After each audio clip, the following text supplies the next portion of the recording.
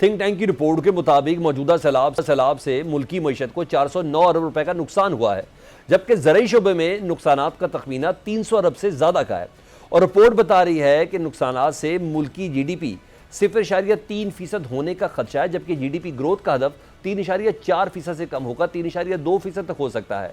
جی بہت شکریہ۔ دیکھیے، یہ جو شاکس آتے ہیں سیلاب کی طرح کے، ان کی ایک سائنٹیفک طریقے سے اسیسمنٹ کی جاتی ہے۔ یہ تو بھی تھنک ٹینک کی رپورٹ ہے، لیکن اس کے جو ادارے ہیں انٹرنیشنل، جیسے ایشین ڈیولپمنٹ بینک ہے، یو این ہے، ورلڈ بینک ہے، وہ اس وقت اسیسمنٹ کر رہے ہیں۔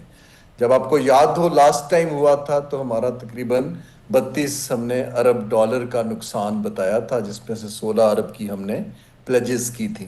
تو اس نقصان کی تو والیوم بہت بڑا ہوتا ہے، لیکن مسئلہ اس وقت ایک تو کیش کا نقصان ہے، اور جی ڈی پی گروتھ ابھی پروجیکٹ کرنا مشکل ہے، کیونکہ اس کا امپیکٹ آدھا فیصد آئے گا، کوارٹر آئے گا یا زیادہ آئے گا، کیونکہ ایز وی سی کہ کس علاقے کے اندر زراعت زیادہ تھی، کس علاقے میں لائیولیہوڈز تھیں۔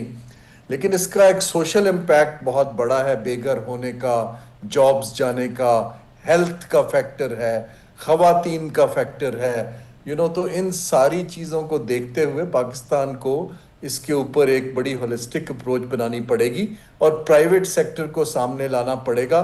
یہ خالی حکومت کام نہیں کر پائے گی، اور نہ ہی جیسے پہلے ڈونرز کے پاس ہم فری کی منی مانگنے گئے تھے، اس وقت دنیا میں فری کا پیسہ بھی اویلیبل نہیں ہے۔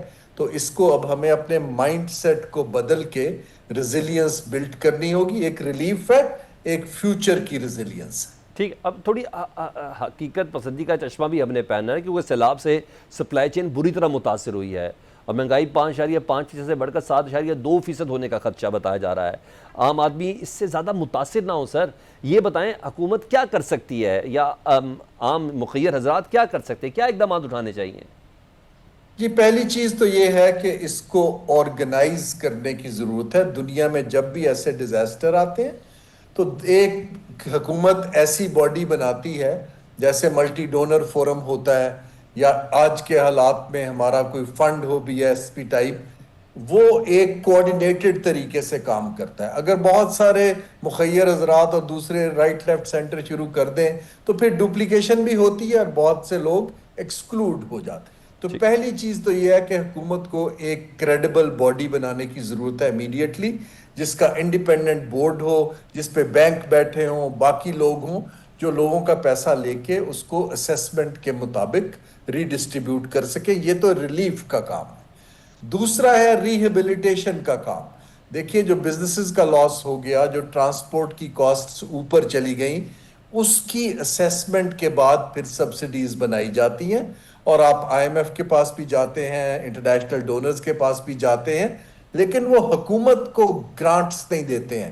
یہ پہلے بھی غلطی کی تھی لاس اینڈ ڈیمیج فنڈ کی وجہ سے، ابھی بھی دوبارہ ہمیں نہیں کرنی چاہیے۔ ہمیں اب پروجیکٹس بنانے ہیں، ہاؤسنگ کا، ایگریکلچر کا، جو اسمال انفراسٹرکچر کا، اور ایسے اداروں کو سامنے لانا ہے جن کو اس کو کرنے کا تجربہ ہو۔ اس پہ پھر انٹرنیشنل کمیونٹی بھی پیسہ ڈال دے گی، لیکن زیادہ امپورٹنٹ یہ ہے کہ اگر 100 روپیہ ضرورت ہے تو 20 روپیہ پاکستان کے ادارے پرائیویٹ سیکٹر کے اپنا اکٹھا کریں۔ بینکس ہیں، ہماری بڑی کمپنیز ہیں، لسٹڈ کمپنیز ہیں۔ جب دنیا دیکھتی ہے کہ پیسہ ملک میں جمع ہو رہا ہے، پھر وہ اس کو لیوریج کرتے ہیں۔ اگر ہم فری کا پیسہ مانگنے بیٹھ جائیں گے تو لاسٹ ٹائم کی طرح انفارچونیٹلی ہمیں ایک اچھا رسپانس نہیں مل پائے گا۔